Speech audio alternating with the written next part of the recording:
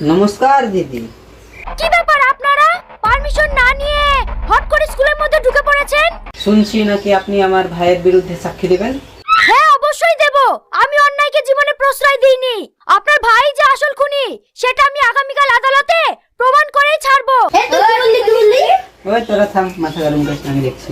Madam, আপনি এই স্কুলে নতুন এসেছেন, আপনি আমার ব্যাপারে কিছু জানেন না। ম্যাডাম, আপনি এলাকার লোককে সরিয়ে দিবেন, আমি এলাকার কত বড় ডন, তারপর কোর্টে সাক্ষী দিতে যাবেন। আসছি ম্যাডাম।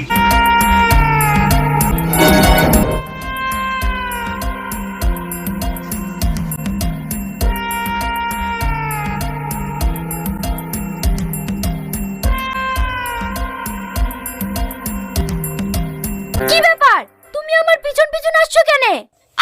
দেখো, তোমরা যদি ভেবে থাকো আমাকে ভয় দেখিয়ে কোর্টে যাওয়া আটকাবা, সেটা কখনোই সম্ভব না।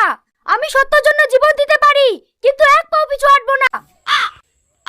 কি হলো, কথা বলছো না যে? আমি আবার কি বলবো, তোমাকে দেখতে ভালো লাগে তাই দেখি। ম্যাডাম, ওকে কি বলছেন? ও তো একটা পাগল, আপনার পেছনে তো দুদিন থেকে ঘুরছে। ও পাগল কেন হবে? শয়তানের ধরি, ওর তাকানো দেখছেন না? আমার পিছনে ঘুরে লাভ নাই, অন্য কোথাও